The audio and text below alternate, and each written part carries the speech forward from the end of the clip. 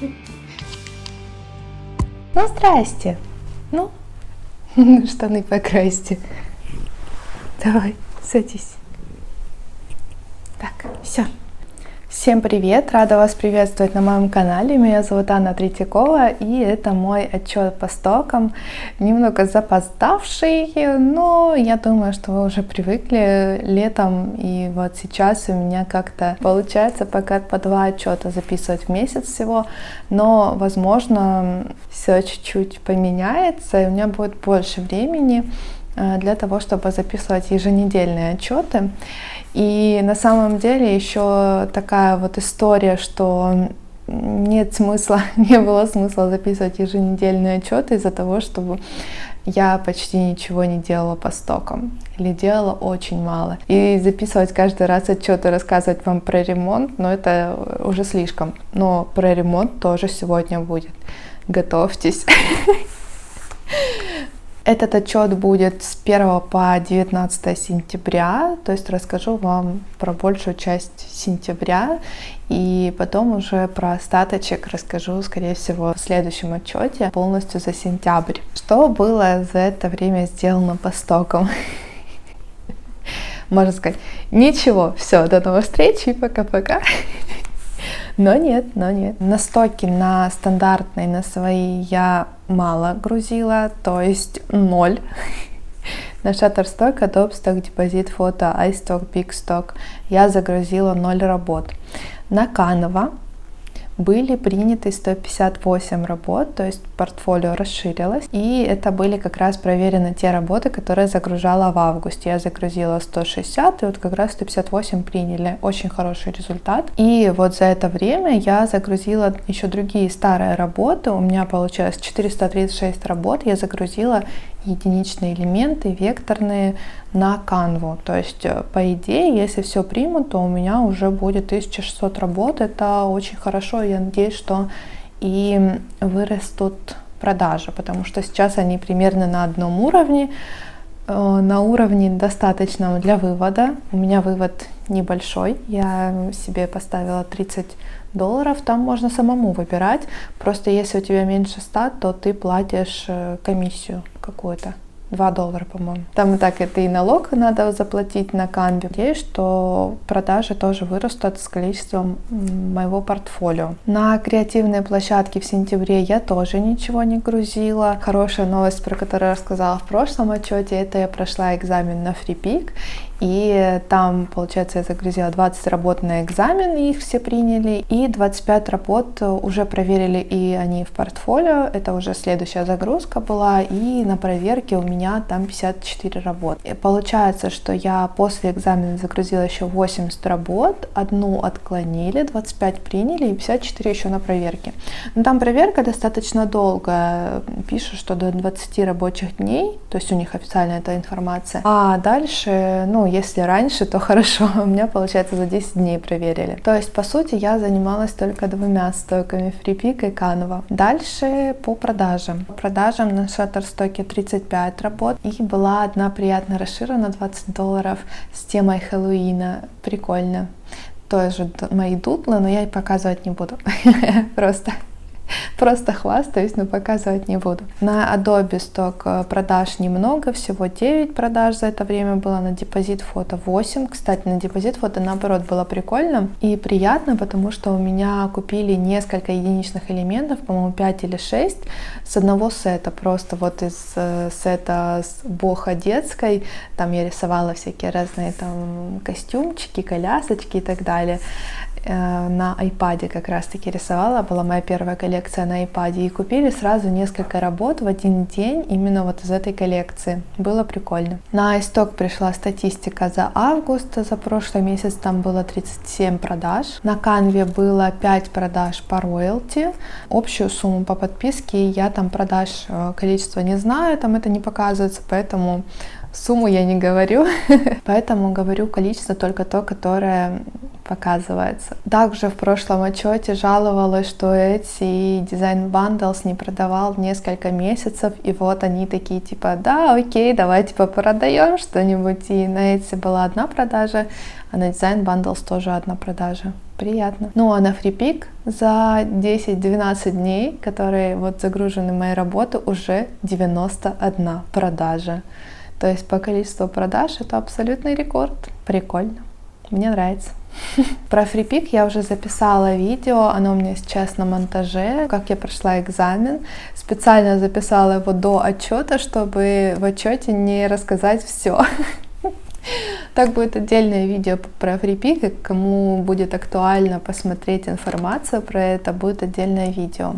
И также у меня на монтаже, я еще не доделала, про трассировку акварели для FreePic, как я трассировала работы, тоже показала и смонтирую, скоро выложу, на Патреоне будет. За это время я успела, получается, загрузить 100 работ на FreePic и также загрузить документы, это подтверждающие, у меня был там загранпаспорт и налоговое резидентство России, для того, чтобы процент налогов был поменьше, вместо 24, 5% будет всего. Также за это время я рисовала скетчи, по-моему, всего 4 работы я нарисовала, я немного сейчас рисую, хотелось бы рисовать побольше. Я думаю, что я буду эту практику возвращать в свой график для того, чтобы рисовать каждый день, потому что рисование все-таки меня наполняет, и глупо как-то от этого отказываться. Я уже прям соскучилась и по работам для стоков, по созданию новых работ, и по рисованию для себя. То есть я прям хочу к этому вернуться. Также за это время я записала несколько видео. Это видео про сложности на акварельном курсе. Здесь они на канале. Также отчет за август у меня был. Провела эфир в Инстаграме, рисовала манго и отвечала на вопросы. Там, кстати, по-моему, всего несколько вопросов, 3 вопроса, что ли, было, но один вопрос очень объемный про ведение блога для иллюстратора. И я еще пока его не смонтировала, я еще планирую смонтировать и загрузить сюда на канал. Пока этот эфир лежит у меня в Инстаграме. Если что, ссылка на Инстаграм в описании под видео. И видео про трассировку акварели сказала, но оно еще на монтаже, и оно выйдет на Patreon. Или не сказала. И записала видео, вернее смонтировала видео про мои растения на второй свой канал.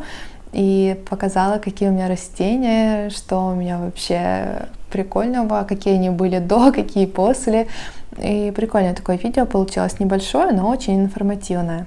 Так что, если вам интересно, подписывайтесь на второй канал тоже. Еще у меня по акварельному курсу завершены почти все вот эти вот организационные работы, и сейчас можно купить основы акварели и акварель для стоков, и то можно в самостоятельной работе, и можно даже с обратной связью. И у меня сейчас есть возможность взять учеников с обратной связью, то есть я в традиционном понятии не буду проводить потоки сейчас запускать, да, когда в одно время все идут и делают задания. Я скорее буду в индивидуальной работе с каждым идти, и если у вас на самостоятельном тарифе вы будете учиться, там будет 6 месяцев доступ, если с проверкой обратной связи 12 месяцев доступ, и вы сможете получать обратную связь от меня и идти в своем темпе. Но если заниматься регулярно, то можно за 2-3 месяца пройти полностью курс, выполнить все задания и уже начать загружать настойки и зарабатывать на любимом деле. Я как, знаете, как опытный инфобизнесмен. На самом деле, для того, чтобы зарабатывать на любимом деле, нужно очень много настойчивости, мотивации собственной. То есть, если вы просто купите курс и не будете его проходить, и не будете ничего делать, не будете ничего загружать, то никаких продаж не будет. Чуда не будет. Если вы идете за чудом, не надо. Если вы хотите поработать и получить результаты, то я буду рада видеть вас на курсе. Кстати, по поводу FreePic, тоже в описании под видео я добавила реферальную ссылку. Если вы захотите зарегистрироваться на FreePic, то по реферальной ссылке вы можете это сделать. Ну и самое интересное, ремонт. Я знаю, что вы этого ждали. Главная новость. Я вчера подвязывала монстеру и случайно оторвала верхний кусок. Я не знаю, обидится она на меня или нет, будет она расти дальше или нет, но было очень грустно. Я пока поставила, там кусочек даже есть ствола небольшой, я надеюсь, что этот кусочек ствола даст корни, прорастет, и у меня будет еще одна монстера. Но пока что вот такой вот прикольный у меня задний фон с листиком. Я хотела, конечно, с листиком. Может, это типа бойтесь своих желаний? Ой. Я что? Опять сломала ее? Я не буду ее больше трогать.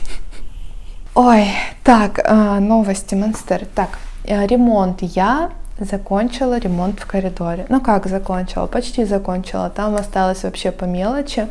Я очень много сил вложила для того, чтобы сделать ремонт в коридоре в сентябре. И я реально, когда думала, какая у меня следующая цель, то есть вот я завершила запись курса, я теперь там завершила еще какие-то другие свои дела параллельно, я могу придумать новую цель.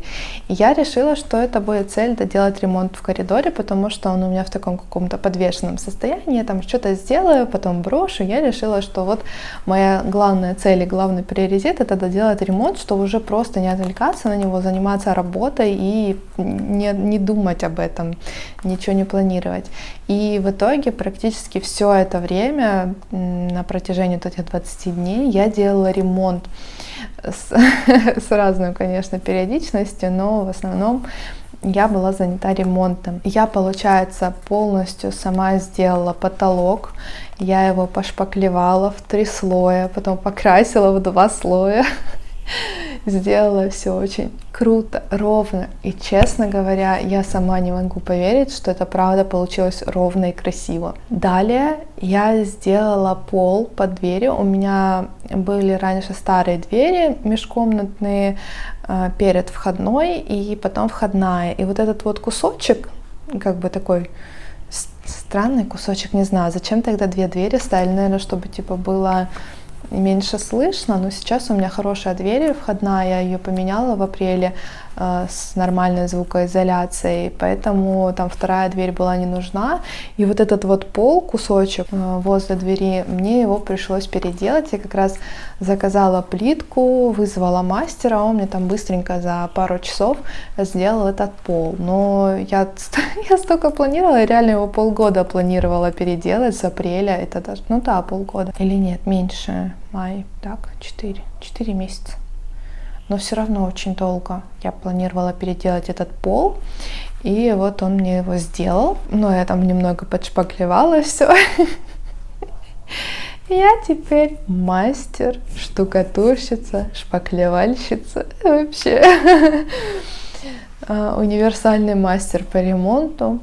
И я после того, как все это высохло у меня, потолок я сделала, трубу газовую покрасила, я купила обои, поклеила обои. Клеила сама. Честно говоря, я не знала, что это будет так тяжело. Если бы я знала, что это будет так тяжело, я бы вызвала кого-то в помощь. Или мастера наняла, или попросила, не знаю, брата, друзей и так далее. Я почему-то подумала, что я со своим маленьким коридором сама справлюсь, и все у меня получится. Реально получилось, но со 2-го раза. Хорошо, у меня были обои с запасом, и я 1 рулон примерно испортила. Я, кстати, записывала видосики короткие, я скоро все это соберу, но там немножко осталось. Я это все соберу, смонтирую, и будет видео на моем 2-м канале про ремонт в коридоре. Там буду все детали показывать, все буду показывать. В итоге получилось у меня, что я поклеила обои. 1-й раз поклеила с косяками. На следующий день проснулась и такая: боже, какие косяки. Убрала обои. Я еще хотела, у меня была вообще гениальная идея сделать обои цвета эвкалипт. 100% вы видели в Инстаграме, в Pinterest, в рекомендованных. Очень многие делают такой дизайн интерьера. Я сюда добавлю, просто вдруг вы не интересуетесь этой темой. такой дизайн, эвкалиптовые стены и какие-то детали деревянные. И я так хотела это реализовать, но когда я попробовала, я купила краску, сделала выкраску и поняла, что это полная и пик. И я, получается, все эти обои, которые у меня были в этой краске, я их сорвала, ну, то есть, получается, один рулон я испортила. Но я хотя бы убедилась, что мне это не подходит. И еще мне потом в комментариях, знаете, эти, типа, непрошенные советы, мне в комментариях девочка пишет в директе, типа, ну, такой цвет, как в больнице. Я такая думаю, ты что, не знаешь, что такое мятный цвет? Какой больничный цвет? Потом такая выхожу, а я в хрущевке живу. Выхожу в подъезд, и я смотрю, у меня в подъезде таким цветом покрашено. Я такая думаю, о, мы вернулись в прошлое. Я убирала масляную краску, переделывала коридор, и в итоге покрасила в тот же цвет, который был. Возвращение в СССР. Вообще, короче, я в итоге убрала все, решила сделать по стандартному. Вот у меня в этой комнате сочетание белого и розового, и там я также сделала сочетание белого и розового. Смотрится, конечно, очень круто, мне очень нравится. В общем, если вам это интересна тема, посмотрите у меня видео. Я надеюсь, что я его скоро сделаю. Получается, я все поклеила, поменяла электрику, но у меня там 2 выключателя и розетка. А вот с люстрой я еще пока не определилась. Я еще не поняла, какую люстру я хочу туда. Пока что мне не особо понятно. Я хочу выбрать люстру. Люстру я уже потом поменяю. И мне осталось монтировать плинтусы. И в принципе все. То есть коридор уже готов. Я очень довольна. И вот сейчас вот эти мелочи остаются, я доделаю. А еще межкомнатные двери надо будет поставить. Но это уже будет попозже. То есть я самое основное, самое вот это вот муторное, долгое, неприятное, я это все сделала. Еще одно видео, которое у меня выйдет на канале, это как я переделала большой стеллаж. Если вы давно смотрите меня, вы видели, у меня был стеллаж из 4 ячеек. Сейчас он он был из 8 ячеек, сейчас из 4.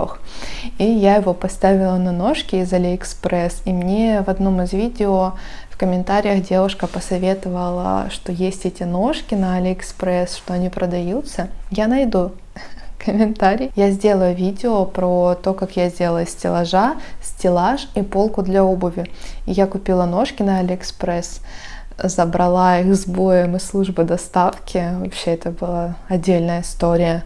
То, что ножки провалялись 10 дней у меня на складе в городе. То есть по Китаю они шли 3 дня, а в городе валялись 10 дней. Как? Это просто.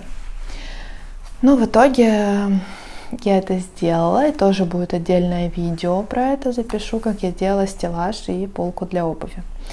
И еще я купила красивые стульчики. Я не знаю, мне кажется, я в прошлом видео на нем уже записывала видосик. Получается, у меня стулья для кухни.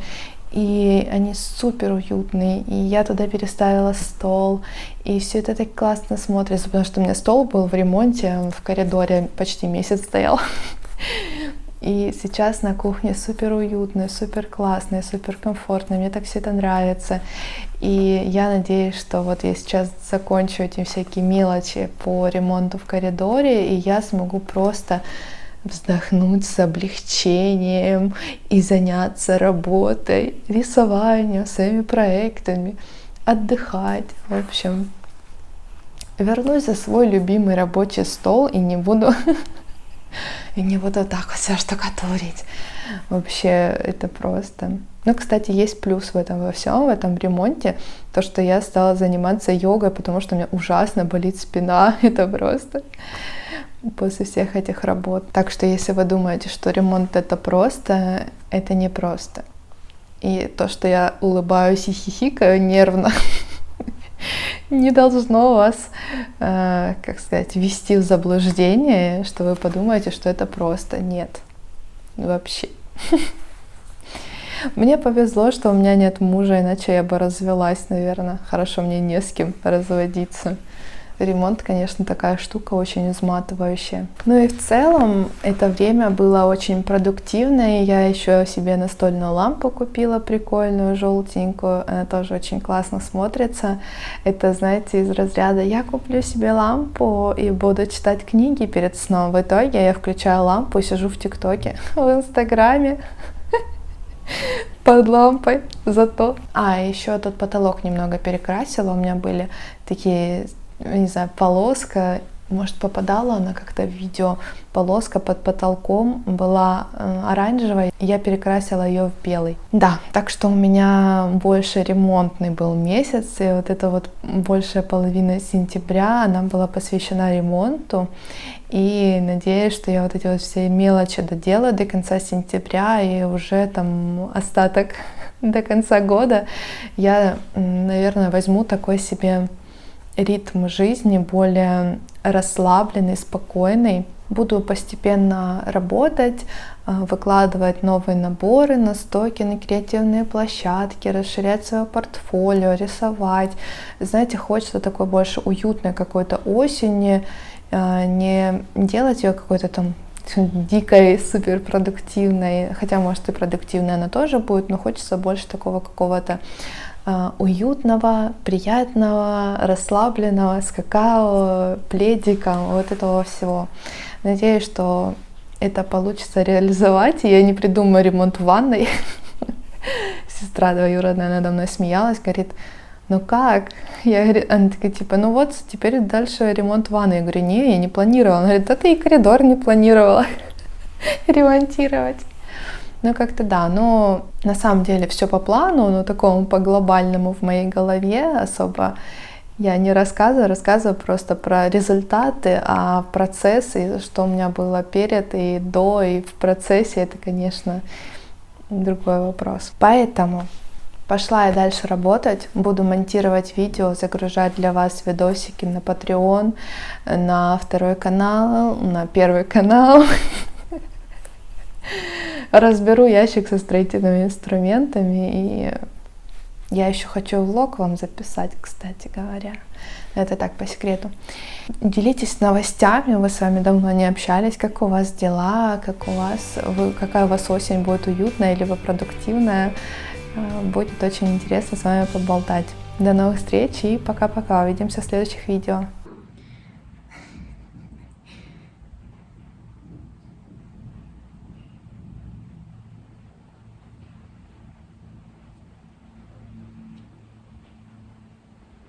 Конечно, ложись, конечно.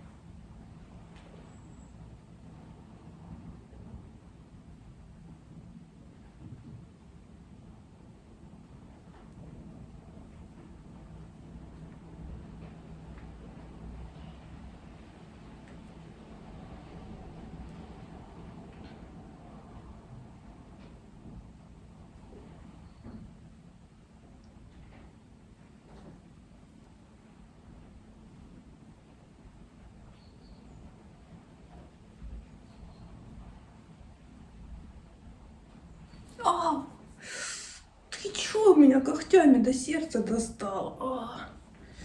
Больно. Надо мягкие лапки. Мягкие. Мягкие лапки надо. Мягкие.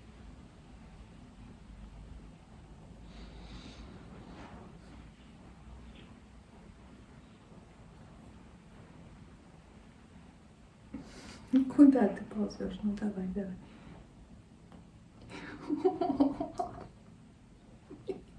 И так тебя держать?